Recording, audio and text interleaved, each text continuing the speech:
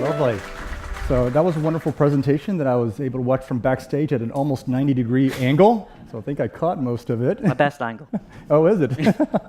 So we have 5 minutes for questions here, and if you don't mind, I'd love to start off with a question if possible. Sure. So help me understand the concept of time in your simulation. So if you're running a code, for example, in real time, for example, you're running an epi, there's going to be, or a certain drug, for example, or 2 minutes for it to kick in, and then a code in real life, for example.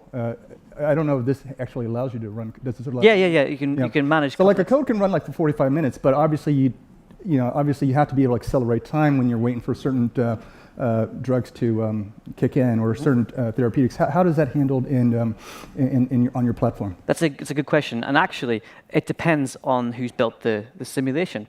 So in the builder, it actually allows you to decide how the physiology will change depending on the medications you use. So we've got specific preset medications, for example, you mentioned adrenaline.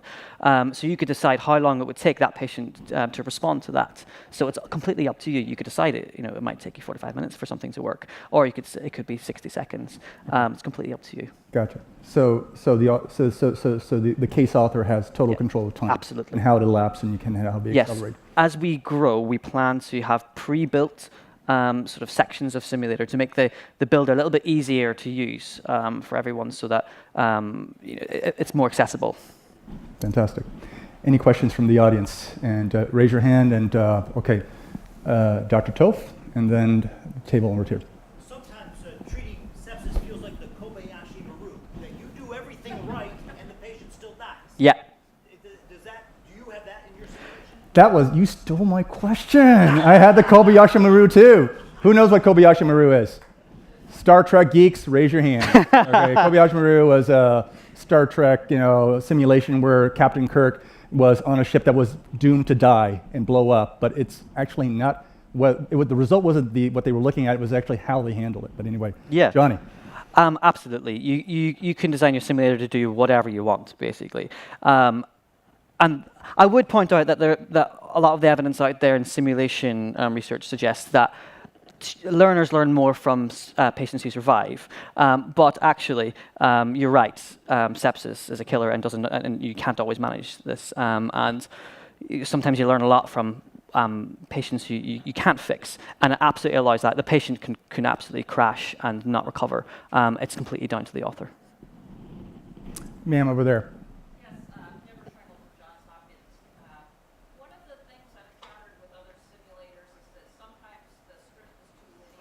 And especially when it comes to scoring, is that you lose points because you didn't do, even though in real life you do 3 things at once, the scoring tells you you did it wrong if you didn't do it in order 1, 2, 3. In fact, maybe you did in order 3. Yeah, at the moment, the way our scoring system works is it's not linear like that. As long as you've done it, you get the tick.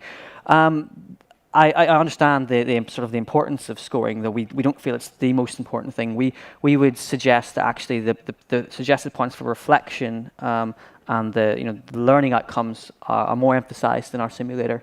But as we develop, we can look further into the scoring system. I'm sure Tom, my tech guy, will be able to talk a bit more about that on Twitter.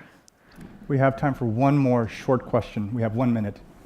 And first, please identify yourself as well.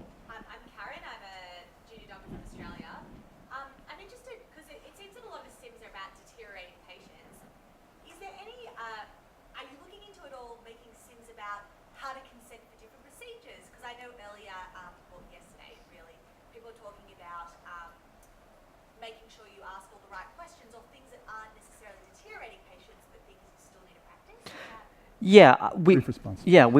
We started with what we know because we've got a lot of training anesthesiologists involved in the team. So we started with what we know, but there's certainly scope to expand this. That's more text-based, but certainly it's completely doable. We're looking into that. All right, please a round of applause for Johnny.